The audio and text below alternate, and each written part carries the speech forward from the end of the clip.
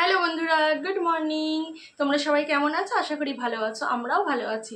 আজকে আমি একটা নতুন রেসিপি নিয়ে চলে এসেছি। রেসিপিটা মাছেরই তো। কি মাছ কিভাবে করব, খুব সিম্পল। চলো তোমাদেরকে দেখাই কিভাবে আমি করি। খুব সিম্পল রান্না, চলো। এটা হচ্ছে পুঁটি মাছটা আমি নুন হলুদ মাখিয়ে রেখেছি। আর এখানে নিয়ে নিয়েছি লাল শাক। আমি লাল শাক দিয়ে পুঁটি মাছ করবো। চলো কিভাবে করি দেখাই। এই যে কড়াইয়ে তেল দিয়ে দিয়েছি। প্রথমে এই তেলে মাছগুলোকে ভেজে নেব। তেল গরম হয়ে গেছে, মাছগুলো দিয়ে দেবো।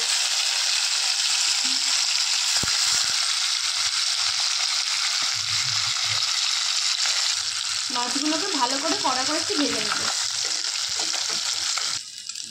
এই দেখো বন্ধুরা, মাছগুলো ভাজা হয়ে গেছে, পুরো লাল লাল করে ভেজে নিয়েছি। এখন তুলে নেব। এই দেখো বন্ধুরা, মাছগুলোকে তুলে নিয়েছি। ওই একই তেলে রসুনটা দিয়ে নেবো। দিয়ে রসুনটা হালকা ভেজে নেবো। রসুনগুলো আমি থেতো করে নিয়েছি আগে থেকে একটু। এবার এই রসুনটা তো আমার ভাজা হয়ে গেছে, এর মধ্যে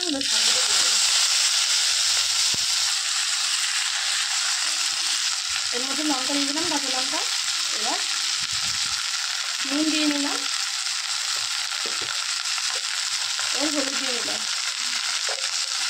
এবার একটু নাড়াচাড়া করে লো ফ্লেমে 2 মিনিটের জন্য রেখে দেবো। বেশিক্ষণ না, 2 মিনিট থেকে। এই যে 2 মিনিট হয়ে গেছে। 2 মিনিট পর আমি ঢাকাটা তুলে মাছ দিয়ে দেবো এর মধ্যে।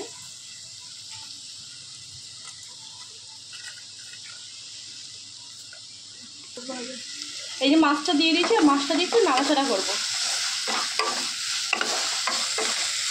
এই দেখো, ভালো করে শাকটার সাথে মাছটা দিয়ে নাড়াচাড়া করে নিতে হবে। এই যে মাছটা দিয়ে দিয়েছি, কিন্তু আমি এখানে সব মাছটা দিইনি। এই যে এখানে কিছু মাছ রেখে দিয়েছি। মাছটা আমাদের বেশি এতটা দেওয়া যাবে না, শাকটা অল্প হয়ে গেছে। শাকটা যখন আমি ঢেকে দিয়েছি তারপরে দেখছি একদম অল্প হয়ে গেছে, ওই জন্য আমি অল্প মাছ দিয়েছি, সব মাছ দিইনি। দেখো দেখতে কেমন হয়েছে। হয়ে গেছে শাকটা। আমি একটু হালকা নুন মিষ্টি চেক করে নেবো। এই খুন্তিতে নিয়ে নিয়েছি, এভাবে একটু নুন মিষ্টি চেক করে নেবো। নুন তো লাগলো না, কারণ শাকে আমি যখন নুনটা দিয়েছি তখন ঠিকঠাক হয়েছে। শাকে একদম অল্প করে নুন দেবে। আমি নুন লাগবে না, আমি হালকা একটু মিষ্টি দিয়ে নিচ্ছি। তোমরা পরিমাণ মতন দিয়ে নেবে, তোমাদের পরিমাণ মতন। তাছাড়াও তোমরা মিষ্টিটা স্কিপ করতে পারো, যাদের ইচ্ছে দিতে পারো, না ইচ্ছে দিতে নাও পারো। বাটির মধ্যে ফেলে নেবো। তো বন্ধুরা, আমি এইভাবে তৈরি করে ফেললাম বরিশাল স্টাইলে পুঁটি মাছ দিয়ে লাল শাক। দেখতে কেমন হয়েছে অবশ্যই কমেন্টে জানাবে। দেখো, যেমন দেখতে সুন্দর হয় তেমন খেতেও কিন্তু খুব সুন্দর হয়। গরম ভাতের সাথে খুব ভালো লাগে এটা। এটা তোমরা অবশ্যই বাড়িতে একবার ট্রাই করো। এই রান্নাটা হচ্ছে আগেকার দিনে ঠাকুমারা, দিদারা, ওনারা করতো।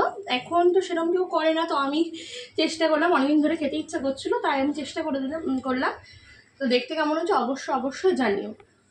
কেমন লাগলো সেটা তোমরা কমেন্ট করো। ভিডিওটা দেখে কমেন্ট করো, লাইক করো, ভালো লাগলে শেয়ার করো। আর যারা নতুন বন্ধু প্লিজ সাবস্ক্রাইব করে আমাদের পাশে থেকেও সাপোর্ট করো।